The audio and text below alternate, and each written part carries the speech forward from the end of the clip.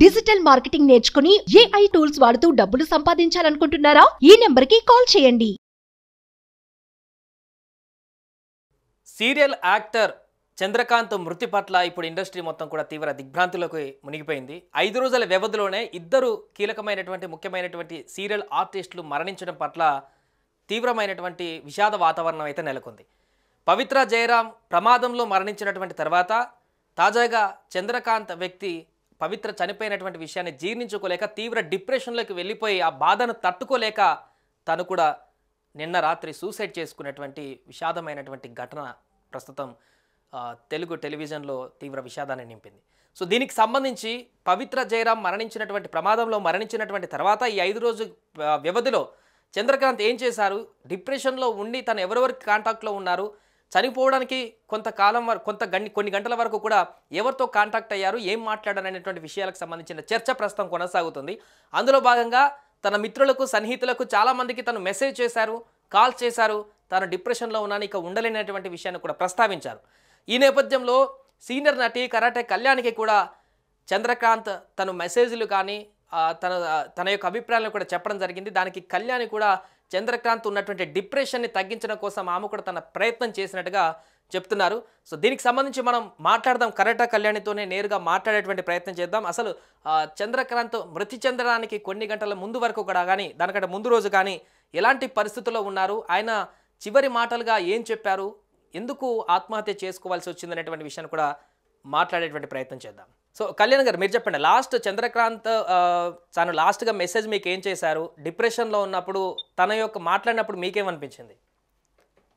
తన డిప్రెషన్ బాగా పీక్ లో ఉన్నాడని అర్థమైంది. అందుకే నేను చాలా సేపు మాట్లాడాను తనతో. ఓకే, నేను చాలా డైవర్ట్ చేశాను అన్ని విషయాలు. మేము చాలా రోజులు వర్క్ చేసాము కలిసి.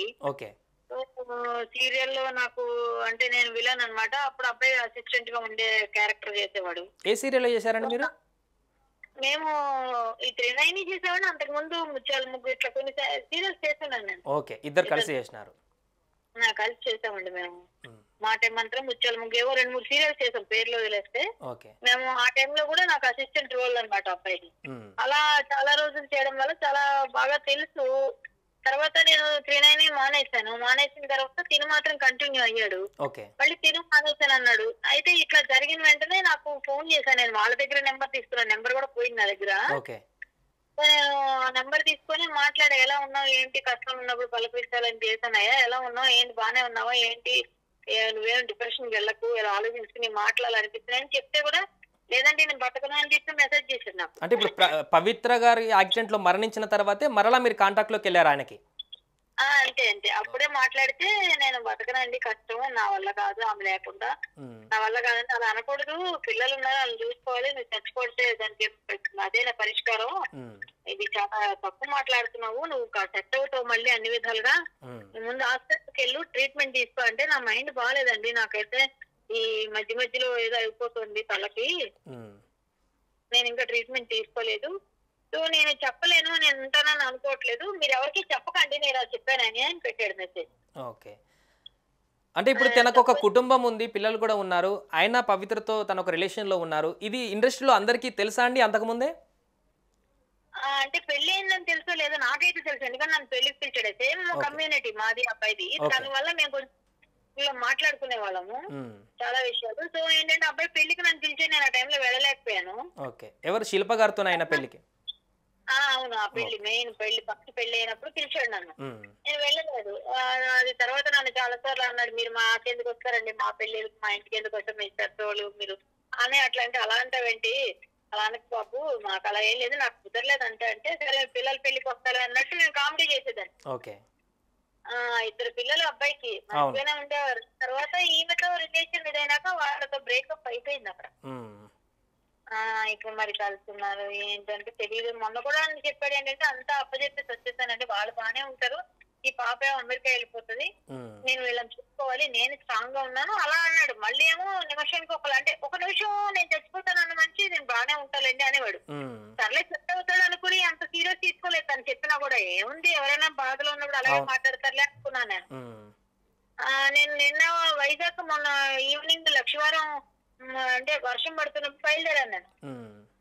అప్పుడు బయలుదేరి వచ్చినప్పుడు తను నాకు ఏంటంటే మళ్ళీ నిన్నంతా నేను జర్నీలో ఉండే ఆ రోజు నైట్ మరి చేయలేదు, జర్నీలో డిక్లేర్ అయింది. వచ్చిన తర్వాత నేను ఈవినింగ్ చేద్దాం అనుకున్నాను. నేను ఎలా ఉన్నాడు ఏంటో నేను మాట్లాడలేదు, మొన్న ఒకసారి మాట్లాడదాం అని. నైట్ ఈ న్యూస్ వచ్చేసింది. నేను 9:30కి చేద్దాం అనుకున్నాను, చేయలేకపోయాను. 10 o'clock నాకు న్యూస్ వచ్చింది. ఇప్పుడు వాట్సాప్ లో కొన్ని చార్ట్స్ పెట్టారు కదా, అవి మీతో చేసినాయనండి చంద్రకాంత్ గారు? నేనే మాట్లాడానండి. తను నాతో 3 రోజుల నుంచి మాట్లాడాను. నేను అన్ని డిప్రెషన్ బాగా డీప్ గా ఉన్నాడని నన్ను బయటకు తేవాలి అని నేను అన్ని విషయాలు మాట్లాడాను. మీరు ఎందుకు ఈసారి అప్లై చేయలేదని అడిగాడు. మీరు పొలిటికల్ గా వెళ్తారు అనుకున్న విషయాలు, మంచి టైం కదా మీరు ఎందుకు కొట్టేశారు అని. లేదు ఇంకా టైం తీసుకోవాలి, కొంచెం ఇంకా చాలా అనుభవం రావాలి, చాలా తెలుసుకోవాలి, అంత తొందర ఎందుకని ఆ విషయాలు మాట్లాడాడు. తర్వాత వైజాగ్ లో వేరే ప్రాపర్టీ గురించి వేరే వాళ్ళ మావయ్య ఆ విషయాలు మాట్లాడాడు. నేను వైజాగ్ వెళ్తున్నానంటే ఆ విషయాలు, అవతల వ్యక్తి కూడా యాదవ్ అనమాట, మాకు తెలుసు అనమాట. అవతల డాక్టర్ అది హాస్పిటల్ కూడా మా బావగారు కొన్నారు, నేను అది ఆప్షన్ లో తీసుకున్నాము, అది వెళ్ళిపోయింది. ఆప్షన్ కి మేమే ఫండింగ్ చేసాము, 9 years మా మావయ్య చేశారు. మా మావయ్య ఏదో చెప్పాడు. ఆ విషయం మాట్లాడాలంటే సరే అయితే వేరే డాక్టర్స్ చెప్తాంలే, ఇక్కడ మీరు కూడా తీసేస్తా ఉంటారు కదంటే ఆల్రెడీ అయిపోయిందండి, నన్ను సిట్టింగ్ కూడా రమ్మన్నారు, నాకు హెల్త్ బాగాలేదు, నా ఆర్టిస్ట్ నేనే ఆపుకున్నాను, చేయలేదు అని చెప్పాడు. ఈ ఇష్యూ తర్వాత వెళ్ళలేదు నేను, లేకపోతే నేను వెళ్ళాల్సిన వైజాగ్ అంటే ఇక్కడ ఏమైనా అవసరం అయితే చెప్పలే, మన వాళ్ళతో చెప్తాము అని చెప్పా. నేను వైజాగ్ వచ్చిన తర్వాత కలుస్తానని చెప్పాను. ఈలోగా ఈ వార్త వింటానని అనుకోలేదు. అసలు ఇంత అంటే అది తగ్గుతుందిలే, బయటకు వస్తాడు అనుకుని ఎంతో ప్రయత్నం చేసాం. ఒక మంచి కష్టాలు ఫోన్లే బయట ఎవరికో చేస్తాం, తెలిసిన వ్యక్తి కదా అని ఏదో అబ్బాయి కొంచెం మాట్లాడేలాగా అనమాట. కళ్యాణ్ గారు ఒకటి అంటే ఈయనకు కుటుంబం ఉంది, పిల్లలు ఉన్నారు, ఇన్ని బాధ్యతలు ఉన్నాక కూడా పవిత్ర అనేటువంటి ఒక ఆమె కోసం, ప్రేమ కోసం ఇంత తీవ్రమైనటువంటి నిర్ణయం తీసుకునేటువంటి అంత సెన్సిటివ్ పర్సన్ ఆయన. మీకు ఆ గతంలో పరిచయం ఉంది కాబట్టి ఆయన మనస్తత్వం గురించి మనం మాట్లాడుకో, అంత సెన్సిటివ్గా ఉన్నటువంటి వ్యక్తి.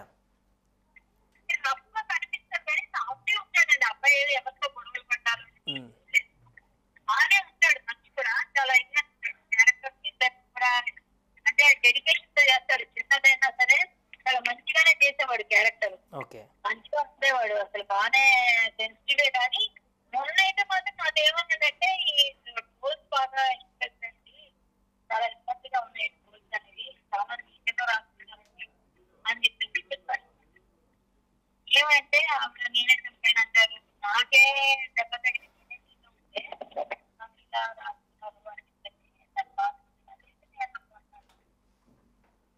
ఉంటే బాగా డిప్రెస్ అయ్యేది.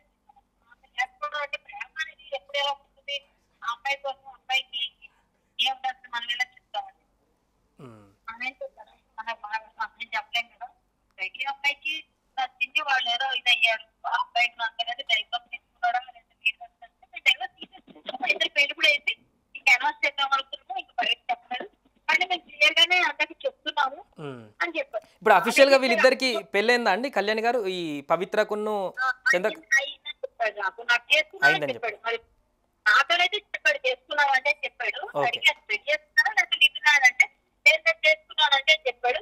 ఆమె కూడా చెప్పింది నాకు, మా హస్బెండ్ చేస్తూ ఎందుకంటే కొన్ని మధ్య సీజన్లో ఒక షోకి మేము కలిసి చేసాం అన్నమాట, సాంగ్ లో పర్ఫార్మెన్స్ చేసాం ఆవిడ నేను. ఆ టైంలో పవిత్ర నేను డాన్స్ చేస్తున్నప్పుడు స్టేజ్ మీద మాట్లాడేటప్పుడు మా ఇద్దరు ప్యారమల్ క్వశ్చన్ మాట్లాడుతున్నప్పుడు ఆమె నేను మాట్లాడేటప్పుడు చెప్పింది చేసుకున్నాను. తను కూడా చెప్పింది పెళ్లి చేసుకున్నానని చెప్పింది. తను నాకు చెప్పి మా హస్బెండ్ చంద్రు అంటే, అవునా ఏ చంద్రు అంటే మీతో కలిసి చేశాడు కదా చంద్రు అంటే, అవును నాకు తెలియదమ్మా అన్నాను. అప్పుడు దాకా నాకు తెలియదు విషయం. రైట్, థ్యాంక్ యూ అండి కళ్యాణ్ గారు. సో మొత్తానికి అది చంద్రకాంత్ అదేవిధంగా పవిత్ర వారు మ్యారేజ్ చేసుకున్నట్టుగానే చెప్తున్నారు. కళ్యాణ్ గారికి అంతకుముందు కలిసినప్పుడు సందర్భంలో చేసుకున్నట్టుగా చెప్తున్నారు.